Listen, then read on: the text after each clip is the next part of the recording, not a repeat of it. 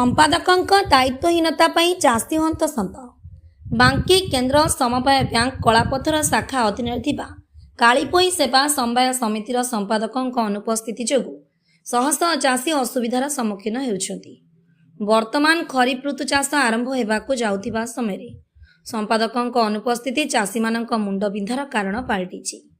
ସରକାରଙ୍କ ବିଭିନ୍ନ ଯୋଜନା ସମ୍ପର୍କରେ ଅବଗତ ହୋଇପାରୁନାହାନ୍ତି ଚାଷୀ। ଆମ ସାମ୍ବାଦିକ ଏ ସମ୍ପର୍କରେ ସମ୍ପାଦକ ମହୋଦୟଙ୍କୁ ପ୍ରଶ୍ନ କରିବାରୁ ଅଫିସ ସମୟ ସକାଳ 7ଟାରୁ ଅପରାହ୍ନ 1ଟା ପର୍ଯ୍ୟନ୍ତ ବୋଲି କହିଥିଲେ।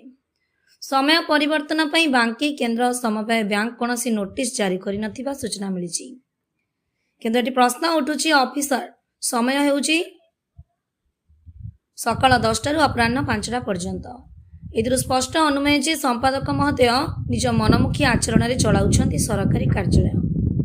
ଏହାକୁ ନେଇ ସ୍ଥାନୀୟ ଚାଷୀମାନଙ୍କ ମଧ୍ୟରେ ପ୍ରବଳ ଅସନ୍ତୋଷ ଜାହିର କରିଛନ୍ତି। ସମସ୍ୟାର ସମାଧାନ ନିମନ୍ତେ ଚାଷୀମାନେ ବିଭାଗୀୟ ଅଧିକାରୀଙ୍କ ହସ୍ତକ୍ଷେପ ଲୋଡ଼ିଛନ୍ତି। Bureau report, Brahmakila media.